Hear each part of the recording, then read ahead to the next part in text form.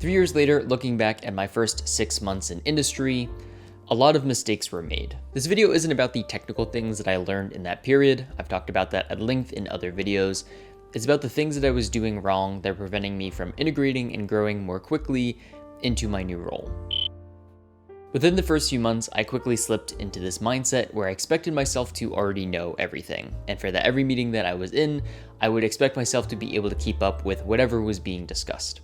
Spoiler alert, I could not. You're in meetings with people who have years, if not decades, of context and experience that you just don't have. It is inevitable that there will be things that come up, a lot of things that come up, that you just don't know. Yes, it's a great idea to ask questions and to clarify it when you're not sure about things, but it's also really important to recognize the places where it's okay that you don't have context yet, and to recognize that you will get that context over time as you need it. Especially in the first 6 months, you will learn a lot rapidly, and that will continue even after the first 6 months. But one of the best pieces of advice that I got shortly after I started was to be intentional about where that effort is being applied. You can't learn everything in the first week, the first month, or even the first year. But what are those areas where you can be applying more focus that are going to help you ramp up more quickly and to start contributing in a more meaningful way as fast as possible? Beyond just becoming a contributing member of the team more quickly, this is also really important from a mental perspective. Feeling like you should know everything from day one is a recipe for imposter syndrome. For a lot of people, some level of imposter syndrome is going to be inevitable in the first 6 months and probably well beyond that, but you don't want to make it even worse by setting yourself up with unrealistic expectations.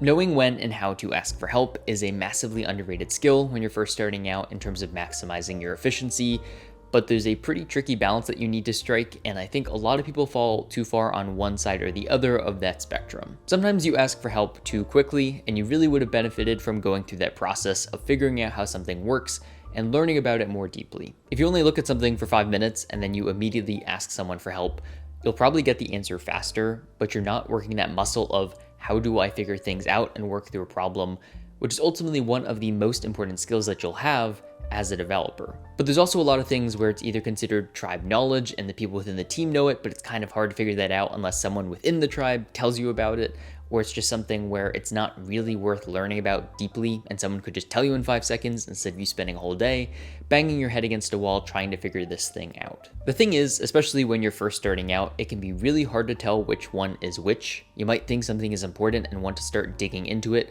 only to find out that if you just asked someone else, they would have told you, this isn't too important, this is the answer, you don't need to go dig into that, or, oh, it's just not documented correctly, so you weren't ever going to find the answer because we just never wrote it down anywhere. Other times you might be tempted to ask immediately, but it's really something that you were supposed to spend some time investigating, and all you've really done is give the other person homework so they need to go investigate it for you because you didn't take the time to investigate it for yourself. Early on, it's probably best to err on the side of asking too much. Since there is so much that you don't know, you'll be able to ramp up a lot faster if you're not trying to figure out everything for yourself, especially for things that you really don't need to understand at a deep level, at least not for right now. But if you're going to someone else for help with everything and you keep doing that over time, in the long run, that's going to hurt your independence as a developer, and that's really going to limit your growth.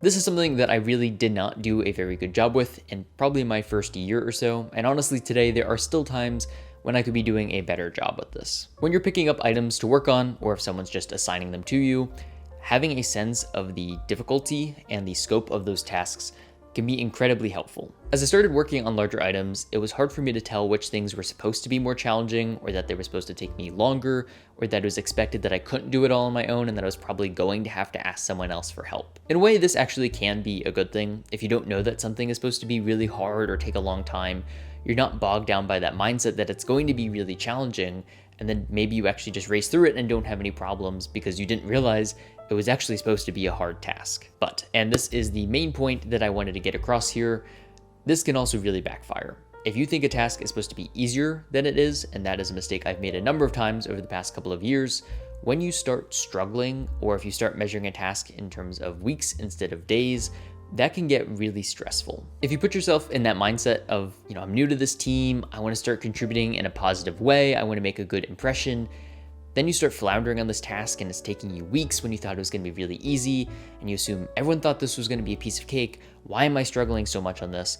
what's going on. This has happened to me a number of times. Back when I was still a software engineer 1, I took on some work that was described to me later as being at a senior level. At the time though, I wasn't thinking that because I didn't really know what was expected of someone at my level because I didn't really have a very good benchmark of what type of work I was supposed to be doing. So I didn't realize just how much of a stretch it was going to be. So naturally, when it started taking me a while and proving to be challenging, it's really easy to slip into this mental space of feeling like you're failing instead of the reality, which is you're working on something challenging, it's going to take time, and it's okay to ask for help. Sometimes this is really just as simple as just asking someone on your team or your manager for a little bit more clarity around the scope of a task. I'm not saying that you shouldn't try to take on big, scary things because that's been a huge part of my growth, and I'm glad that I've done those things.